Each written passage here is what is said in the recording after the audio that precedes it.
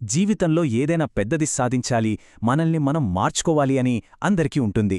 కాని కొన్నిసార్లు ఆ పెద్ద లక్ష్యాలే మనల్ని ముందుకు కదలకుండా ఆపేస్తాయి కదా. ఈరోజు మనం ఆ అడ్డంకిని ఎలా దాటాలో, ప్రేరణను మన చేతుల్లోకి ఎలా తీసుకోవాలో చూద్దాం. ఎప్పుడైనా ఇలా జరిగిందా? ఒక పెద్ద పని మొదలుపెట్టాలని అనుకుంటారో, కాని ఆ పని ఎంత పెద్దదో చూసి ఎక్కడ మొదలుపెట్టాలో, ఎలా చేయాలో తెలియక అప్పుడే ఆగిపోతారు. ఇది మనలో చాలామందికి జరిగే అనుభవమే. అసలింతకీ ఈ పెద్ద లక్ష్యాలు మనల్ని ఎందుకింతలా స్తంభింపజేస్తాయి? సాధారణంగా మనం ఒక సైకిల్లో ఇరుక్కుపోతాం. రాత్రికి రాత్రే మన జీవితాన్ని మార్చేయాలని ఓ పెద్ద ప్లాన్ వేసుకుంటాం. కాని ఏమవుతుంది? మన పాత అలవాట్లు మనల్ని బలంగా వెనక్కి లాగేస్తాయి. దాంతో మార్పు మన వల్ల కాదు అని నిరుత్సాహపడిపోతాం. ఆ నిరాశలో కొన్ని వారాలు గడిచిపోతాయి. కాని ఈ వలయం నుంచి బయటపడటానికి ఒక మార్గముంది. ఆ విషవలయాన్ని ఛేదించే మొదటి మార్గం చిన్నగా మొదలుపెట్టడం. దీన్నే 5% పరిష్కారం అని పిలుద్దాం. ఇది చిన్న చిన్న మార్పుల్లో దాగి ఉన్న అద్భుతమైన శక్తి గురించి మనకు చెబుతుంది. మనం ఒకటి గ్రహించాలి, రాత్రికి రాత్రే అద్భుతాలు జరగవు. ఒకేసారి మొత్తం మార్చేయాలని ప్రయత్నించడం కన్నా చిన్న చిన్న మార్పులు చేయడం చాలా ప్రభావవంతంగా ఉంటుంది. ఉదాహరణకి, ఆరోగ్యంగా ఉండాలనుకుంటే డైట్ మొత్తాన్ని ఒకేసారి మార్చేయకుండా రోజూ ఒక సలాడ్ లేదా ఒక పండు తినడం లాంటి చిన్న మార్పుతో మొదలుపెట్టొచ్చు. ప్రముఖ సైకోథెరపిస్ట్ డాక్టర్ నథానియల్ బ్రాండన్ దీనికోసం ఒక సింపుల్ కానీ పవర్ఫుల్ టెక్నిక్ చెప్పారు.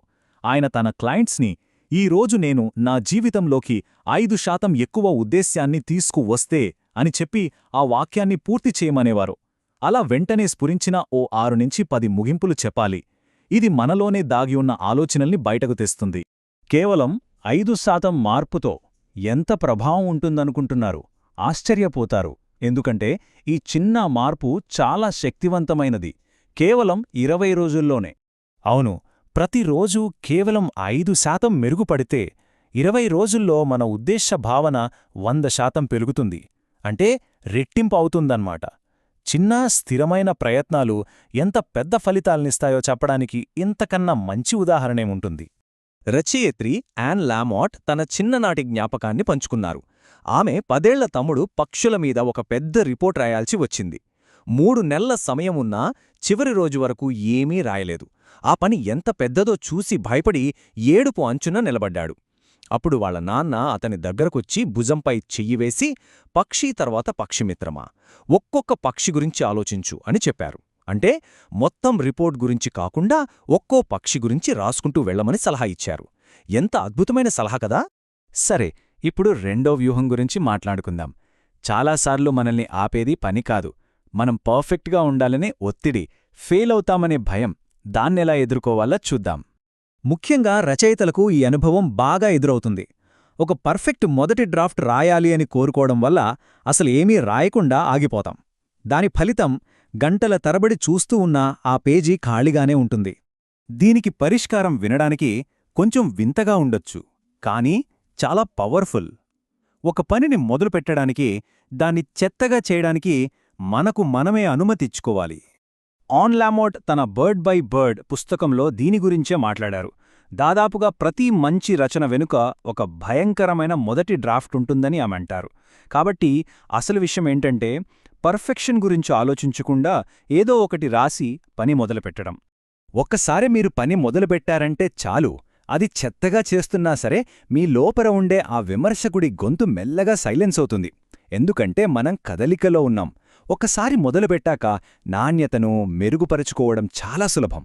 ఉదాహరణకు, రన్నింగ్కి వెళ్లాలనిపించినప్పుడు, సరే ఈరోజొక చెత్త రన్ చేస్తాను అని బయటికి వెళితే ఆశ్చర్యంగా ఆ పరుగు చాలా ఆనందంగా ముగుస్తుంది. ఇక మూడవది చాలా ముఖ్యమైనది. అసలు మనమీద మనకే నమ్మకం లేనప్పుడు ఏం చెయ్యాలి? ఆత్మవిశ్వాసాన్ని ఎలా నిర్మించుకోవాలి? దీనికి విజువలైజేషన్ అనే శక్తిని వాడుకోవచ్చు. మోటివేషనల్ స్పీకర్ డెనిస్ డీటన్ దీన్ని విజనీరింగ్ అంటారు. అంటే మన కలల్ని మనసులో ఒక సినిమాలాగా స్పష్టంగా ఊహించుకోవడం ద్వారా వాటిని నిజం చేసుకోవడం.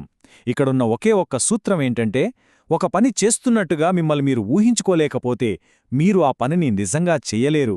ఈ కాన్సెప్ట్ని అర్థం చేసుకోవడానికి ఒక అద్భుతమైన కథ చూద్దాం. ఈ కథ రచయిత కుమార్తె మార్జరీ ఇంకా ఆమె స్నేహితురాలు మిషెల్ది. ఒకసారి స్విమ్మింగ్ పూల్ దగ్గర మిషెల్ డైవ్ చేయడానికి చాలా భయపడుతూ ఉంటుంది. అప్పుడు మార్జరీ ఆమె దగ్గరకొచ్చి కళ్ళు మూసుకుని తను పర్ఫెక్ట్గా డైవ్ చేస్తున్నట్లు వివరంగా ఊహించుకోమని చెప్తుంది.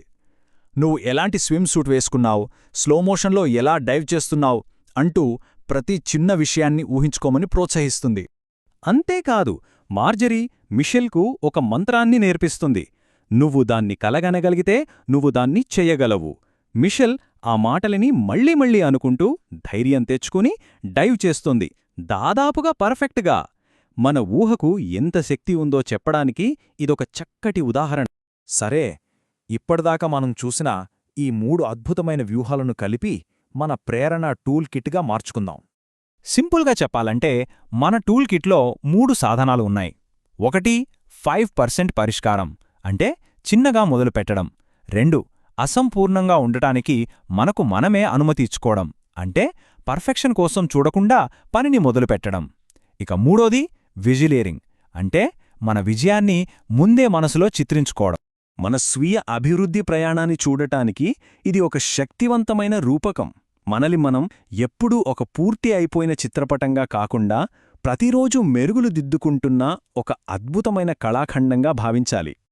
కాబట్టి మనల్ని మనం ఈ ప్రశ్న వేసుకుందాం. ఈరోజు మన జీవితమనే ఈ అద్భుత కళాఖండానికి మనం ఏ చిన్న సానుకూలమైన గీతను జోడించబోతున్నాం? అదొక చిన్న మార్పు కావచ్చు, ఒక అసంపూర్ణమైన ప్రయత్నం కావచ్చు, లేదా ఒక శక్తివంతమైన కల కావచ్చు. ఎంపిక మనదే.